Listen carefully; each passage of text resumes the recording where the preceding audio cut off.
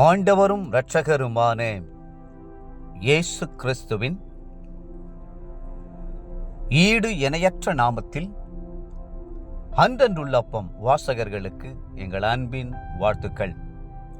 2025 ஆண்டு ஜூலை மாதம் 28ஆம் தேதி திங்கட்கிழமைக்குரிய தின தியானம். இன்றைய தலைப்பு அவர் முன்னிலையில். கொலோசையர் 3:17 சொல்லுகிறது, வார்த்தையினாலாவது கிரியையினாலாவது நீங்கள் எதை செய்தாலும் அதையெல்லாம் கர்த்தராகிய இயேசுவின் நாமத்தினாலே செய்து அவர் முன்னிலையாக பிதாவாகிய தேவனை ஸ்தோத்தரியுங்கள். தேவ பிரசன்னம் என்ற வார்த்தையானது தமிழிலே பல்வேறு வார்த்தைகளாக மொழியாக்கம் செய்யப்பட்டிருக்கிறது. தேவ சமூகம், முன்னிலை, முன்பாக, தேவ சந்நிதி, சன்னிதானம், பிரசன்னமாகுதல் என்றெல்லாம் நாம் அவ்வார்த்தையை பார்க்கிறோம். கர்த்தருடைய பிரசன்னத்தை காத்துக்கொள்வதும் அதை அளவில்லாமல் உணர்வதும் நமக்கு கிடைத்திருக்கிற பெரிய பாக்கியமாகும். ஒரு பெண் திருமணமாகி கணவனோடு வாழும்படி அவனுடைய குடும்பத்திற்கு வந்தாள்.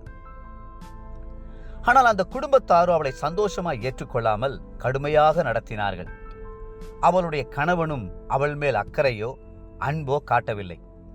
சாத்தான் அதை பயன்படுத்தி அவளுக்குள் மனச்சோர்வையும் மன அழுத்தத்தையும் கொண்டு வந்தான். அவள் நடைபெறும் போல மாறிவிட்டாள். ஒரு நாள் அவள் மனச்சோர்வோடு ஆலயத்திற்கு வந்தாள். ஆலய ஆராதனை முடிந்ததும் அவளுடைய நிலைமையை கர்த்தருடைய ஊழியக்காரரிடம் சொன்னாள். அந்த ஊழியக்காரர் அவளை பார்த்து, சகோதரியே, உங்களை யார் பாராட்டினாலும் பாராட்டாவிட்டாலும் நீங்கள் கவலைப்படாதிருங்கள். நீங்கள் குடும்பத்துக்காக கஷ்டப்பட்டு வேலை செய்வதெல்லாம் கர்த்தர் பார்த்து கொண்டிருக்கிறார். கர்த்தர் உங்களை பாராட்டுகிறார். அவர் உங்களை நேசிக்கிறார். அவருடைய கிருபை உங்கள் மேல் அளவில்லாமல் இருக்கிறது. அவர் தன்னுடைய ஜீவனை பார்க்கிலும் உங்களை அதிகமாய் நேசித்திருக்கிறாரே என்று சொல்லி உற்சாகப்படுத்தினார்.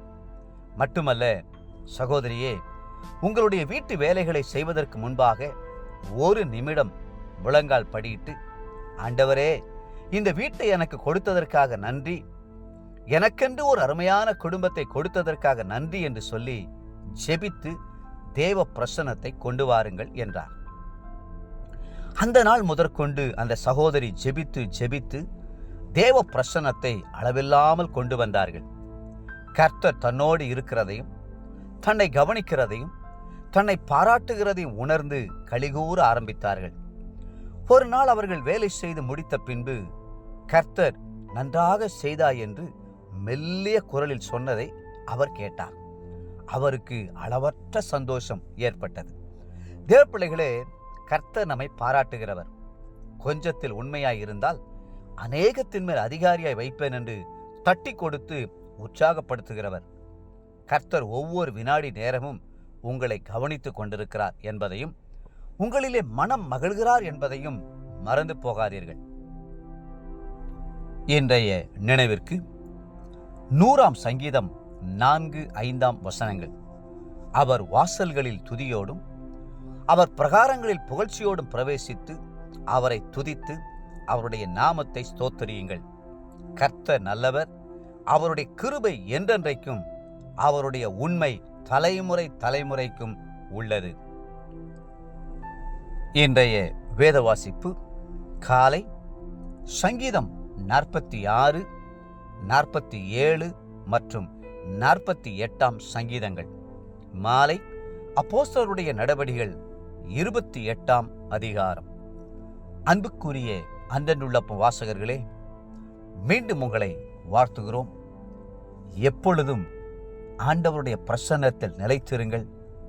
அவர் உங்களை பாராட்டுவார், உங்களோடு கூடவே இருப்பார். கர்த்தர் தாமே உங்களை ஆசீர்வதித்து மென்மேலும் உயர்த்துவாராக. ஆமென்.